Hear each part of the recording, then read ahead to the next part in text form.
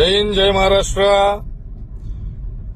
मेरे भाई, कोई टिकटॉकर या पवन सिंह करके कोई super star duper star movie का है भोजपुरी, तो बोले मैं महाराष्ट्र में रहूंगा, मराठी नहीं बोलूंगा, चाहे जो हो जाए, मर जाऊंगा लेकिन मराठी नहीं बोलूंगा।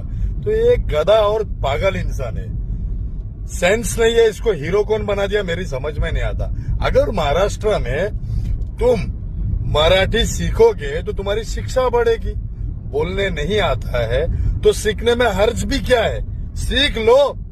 एक लैंग्वेज का इजाफा होगा तुम्हारे अंदर। और जहां मराठी बोलना है बोलो, जहां मराठी नहीं बोलना है मत बोलो, लेकिन सीखने में आपत्ति क्या है। अगर महाराष्ट्र अपनी संस्कृति की इज्जत करता है तो हम महाराष्ट्र की संस्कृति की बेइज्जती करोगे। पवन स्टार है, कौन सा स्टार है रे तू ढिल्ले। दूसरी बात याद रख, राज ठाकरे को जो चॅलेंज करता है ना, मुंबई कोल्यांची आहे, हाँ फारस्यांची आहे आणि मियाँ भाईंची है।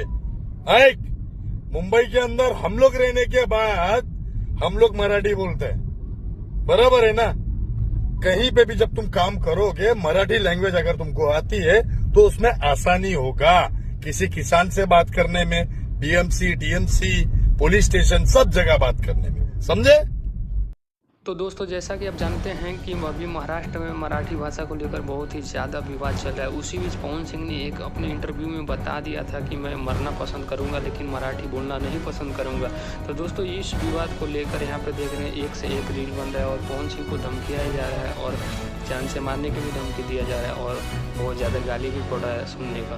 तो दोस्तों, पवन सिंह यहाँ पर गलत नहीं शब्द बोले हैं, क्योंकि जो हिंदी भाषा है वो राष्ट्रीय भाषा है और हिंदी बोलना सही बात है। लेकिन इसमें आप हमें कमेंट करके ज़रूर बताइएगा कि हिंदी भाषा कैसा है और क्यों बोलना चाहिए भारत में, और इस पे क्यों लोग ऐसे बोलते हैं। मराठी सीखना सही है या गलत, मुझे कमेंट करके ज़रूर बताइएगा। और पवन सिंह को ऐसे धमकियाने वाले